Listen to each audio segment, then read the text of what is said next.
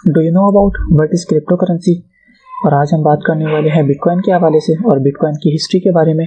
Then we are move forward to tradings and हम ये discuss करेंगे कि कितने टाइप के ट्रेडर्स होते हैं। Then we move forward and फिर हम डिस्कस करेंगे कि क्रिप्टो बाइंग एंड सेलिंग के क्या क्या फंडामेंटल्स होते हैं और किस तरह हम इस टेक्निक को यूज़ कर सकते हैं अपनी प्रॉफिट इनकम के लिए और अर्निंग के लिए।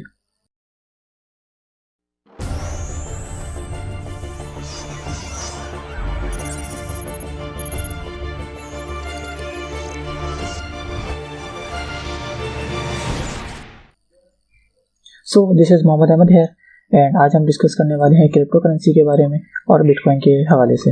Then we move forward to first topic which is cryptocurrency. तो सबसे पहले हम बात करने वाले हैं क्रिप्टो करेंसी के बारे में। क्रिप्टो करेंसी सबसे पहले सतोशी नाकामोटो ने इन्वेंट किया और बेसिकली इसको सॉल्व किया और इस कॉम्प्लेक्स इक्वेशन को रिजॉल्व किया by using super computers like GPUs। और इस पर एक रिसर्च पेपर पब्लिश किया और एक रिसर्च आर्टिकल पब्लिश किया जो कि 2009 में पब्लिश हुआ। ये पेपर हमें ये बताता है कि क्रिप्टो करेंसी एक चीज़ होती है जो कि एक वर्चुअल करेंसी होती है। लाइक कि ये करेंसी जो है वो फिजिकली अवेलेबल नहीं है लेकिन इसकी डिजिटल वैल्यू है और ये डिजिटली एग्जिस्ट करती है। उसके बाद इसकी जो प्रॉपर्टी थी उसमें एक मेन प्रॉपर्टी थी एलिमिनेट डबल स्पेंडिंग। मीन्स कि अगर मैं 10 रुपये आपको लोन देता हूँ और अगर आप मुझे वो 10 रुपये रिटर्न बैक करते हैं तो बेसिकली वो 10 रुपये उसका मैग्नीट्यूड तो सेम रहेगा बट उसकी डिजिटल वैल्यू चेंज हो जाएगी या डिजिटल आइडेंटिटी चेंज हो जाएगी। ठीक है, मतलब कि अगर मैं आपको कोई भी पैसे ट्रांसफ़र करता हूँ तो पैसों का मैग्नीट्यूड सेम रहेगा बट उसकी डिजिटल आइडेंटिटी चेंज हो जाएगी और वो एक चेन की सूरत इख्तियार करेगा जो कि हम इंशाल्लाह आगे डिस्कस करेंगे। देन फोर्थ चीज़ इज़ इम्प्रूव ट्रांसपेरेंसी। मीन्स कि ये ट्रांसपेरेंसी को काफ़ी ज़्यादा इम्प्रूव करता है और इसमें स्कैम करने के चांस और ब्लैक मनी के चांस बहुत कम हो जाते हैं क्योंकि एक ट्रांजेक्शन के बारे में यहाँ पर डिजिटल एविडेंस मौजूद होता है। मीन्स के जितने भी ट्रांजेक्शन हो रही है उन सब की डिजिटल एविडेंस यहाँ मौजूद रहता है और इसमें सबसे मोस्ट इम्पॉर्टेंट चीज़ ये है कि ये सेंट्रलाइज नहीं है। मीन्स के उस जो डिजिटल आइडेंटिटी है उसको मैं भी एक्सेस कर सकता हूँ और मैं ये चेक कर सकता हूँ कि कौन से ट्रेडर्स ने कब जो है वो पैसे या बिटकॉइन ट्रांसफ़र किए हैं। इससे ट्रांसपेरेंसी काफ़ी ज़्यादा इम्प्रूव होती है। थर्ड ये कि इसमें more than 7000 crypto currencies available है आजकल, लेकिन जो क्रिप्टो करेंसी स्टार्ट हुई थी वो बिटकॉइन से स्टार्ट हुई थी और सतोशी नाकामोटो ने बिटकॉइन के लेजर्स और बिटकॉइन के ब्लॉकचेन्स को डेवलप किया था। और ये ब्लॉकचेन और लेजर्स क्या होते हैं इंशाल्लाह आने वाले वीडियोस में हम इसको डिस्कस करेंगे। देन वी हैव हिस्ट्री, कि हम हिस्ट्री के बारे में बात करते हैं। सो बेसिकली 2008 में बिटकॉइन को इंट्रोड्यूस करवाया गया और फिर 2009 में दुनिया को पता चला कि बिटकॉइन भी कोई चीज़ होती है या क्रिप्टो करेंसी के नाम का भी एक बला है जो इस दुनिया में एग्जिस्ट करता है। देन 2009 में इसकी माइनिंग स्टार्ट हुई। माइनिंग आप बेसिकली इसको इस तरह से समझ सकते हैं कि एक कॉम्प्लेक्स इक्वेशन को सॉल्व किया जाता है किसी भी सुपर कंप्यूटर GPU के थ्रू, जिसमें बहुत सारे ग्राफिक कार्ड्स और GPUs वगैरह इन्वॉल्व होते हैं। उसके बदले में जो उसको सॉल्व करता है उसे रिवॉर्ड दिया जाता है।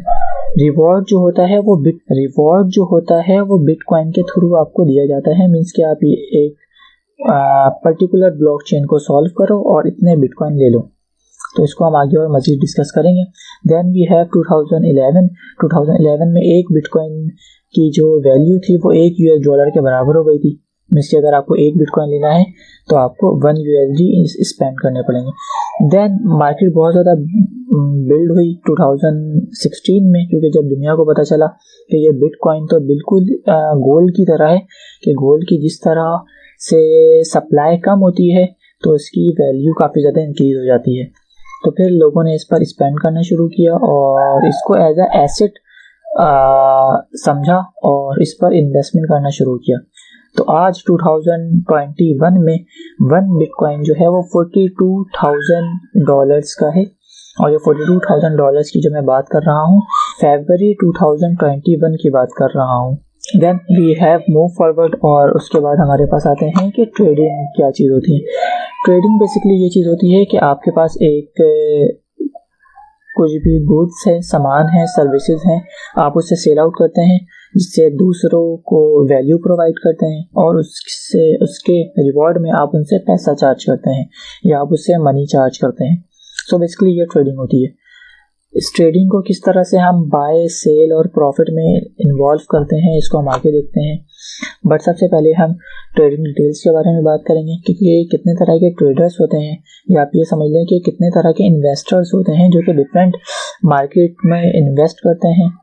तो सबसे पहले आते हैं स्क्रैपर, पे आते हैं momentum, technical traders, fundamental traders and swing traders. So basically सबसे पहले आते हैं scrapers.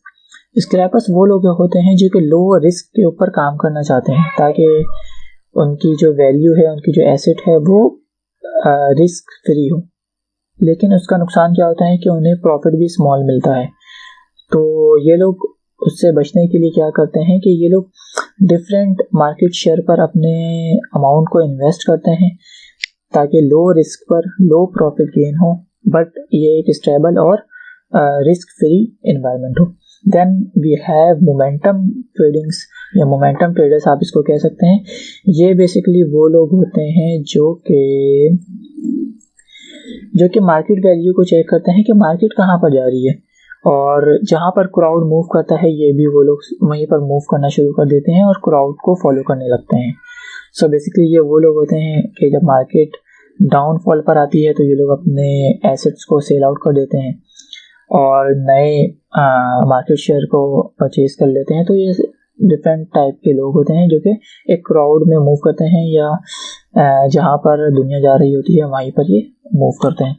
Then we have technical traders. ये वो ट्रेडर्स होते हैं जो कि टेक्निकली एनालाइज करते हैं मार्केट को और एक लॉन्ग टर्म प्लान बनाते हैं कि किस तरह से हम मार्केट को ग्रैब कर सकते हैं और किस तरह से हम लो रिस्क पर हाई प्रॉफिट जनरेट कर सकते हैं।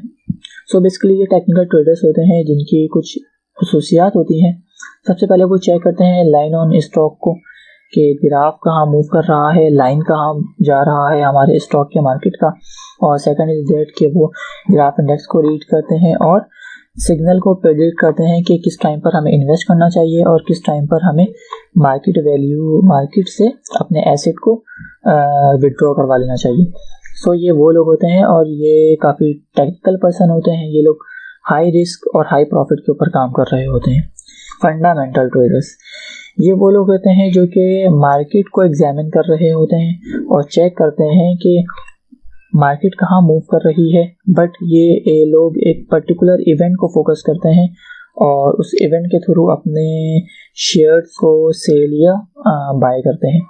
फंडामेंटल ट्रेडिंग्स की एक बहुत बड़ी एग्जांपल हमें कुछ वीक पहले मिली, वो ये कि एलन मस्क, जो कि आप इसको जानते होंगे, ट्विटर के प्रोफाइल में सिर्फ उन्होंने बिटकॉइन लिखा तो बिटकॉइन की प्राइस बहुत ज़्यादा हाई हो गई, क्योंकि लोगों ने ये समझा कि जब एलन मस्क इसके ऊपर बिलीव कर रहे हैं तो हमें भी इस पर बिलीव करना चाहिए और इसे अपने एसेट के तौर पर यूज़ करना चाहिए और इस पर इन्वेस्टमेंट करनी चाहिए। तो उन्होंने इन्वेस्टमेंट की और बिटकॉइन की प्राइस बहुत ज़्यादा शूट आउट कर गई। Then we have swing traders, जो कि क्या करते हैं कि मनी और पोजीशन को होल्ड करके रखते हैं फॉर लॉन्ग टर्म पीरियड के लिए। आप इसकी एग्जांपल ये समझ सकते हैं कि कुछ महीने पहले डॉलर की वैल्यू बहुत ज़्यादा अनस्टेबल थी as compare to Pakistani rupees. तो लोगों ने क्या किया, लोगों ने प्रेडिक्ट किया कि पाकिस्तान एक अभी अंडर डेवलप कंट्री है, ये अपने आप को डेवलपिंग फेज में लाने के लिए स्ट्रगल कर रहा है। तो लोगों ने क्या किया कि बहुत सारे डॉलर्स को परचेज कर लिया, क्योंकि उन्हें लगा कि डॉलर की वैल्यू शूट आउट करने वाली है और डॉलर की वैल्यू इंक्रीज होने वाली है।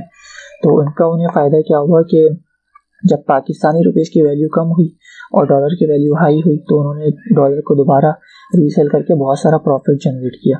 सो बेसिकली ये वो लोग होते हैं जो कि अपने मनी को किसी भी ट्रेडिंग सिग्नल में इन्वेस्ट करने के बाद एक लॉन्ग टर्म वैल्यू को अपने विजन में रखते हैं और देन फिर अपने प्रॉफिट को कंपनसेट करते हैं। देन फिर हम बात करने वाले हैं कि बाइंग और ट्रेडिंग सिग्नल के हवाले से तो इसको हम किस तरह से एनालाइज करते हैं। सपोज कि ये हम एक ग्राफ ले लेते हैं और इसे हम बिटकॉइन का ग्राफ सपोज करते हैं। सो बेसिकली ये आपने देखा अभी यहाँ पर बिटकॉइन की वैल्यू लो है और ये बिटकॉइन की वैल्यू बढ़नी स्टार्ट हुई है। तो इसका मतलब ये है कि टेक्निकल ट्रेडर्स ने, फंडामेंटल ट्रेडर्स ने और स्विंग ट्रेडर्स ने ये समझा कि इसकी वैल्यू बढ़ रही है, तो हमें यहाँ पर इन्वेस्ट करना चाहिए। उन्होंने यहाँ पर अपने वैल्यू को इन्वेस्ट कर दिया और अपने मनी को इन्वेस्ट किया। जब बिटकॉइन की वैल्यू इंक्रीज हुई तो उन्हें प्रॉफिट मिला। देन वी हैव चलता गया। इस पॉइंट पर आकर के आप समझे कि किसी ट्रेडर को लगा कि नहीं, बिटकॉइन के हालात तो बुरे होने वाले हैं, तो उन्होंने बिटकॉइन को दोबारा रीसेल कर दिया और बिटकॉइन की वैल्यू जो डिक्रीज हुई और जो लॉस आने वाला था वो लॉस से वो ट्रेडर बच गया। इसी तरह से देन ये यहाँ पर हुआ कि बिटकॉइन की वैल्यू इंक्रीज होने लगी, आपने यहाँ पर बाय कर लिया बिटकॉइन को। इस तरह बिटकॉइन की वैल्यू डिक्रीज होने लगी, आपने बिटकॉइन को सेल कर दिया। सो ये वो बेसिक ट्रेडिंग के टर्म्स होते हैं जिसको हम आगे भी डिस्कस करेंगे और आगे हम इंशाल्लाह इसी बात को लेकर के चलेंगे। So thank you very much for your support and for this watching my video. If you have any issue तो आप ईमेल पर मुझे मेल कर सकते हैं।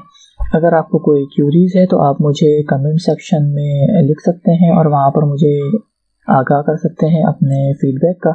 So thank you very much. Kindly like and share my video and subscribe my YouTube channel. Thank you very much.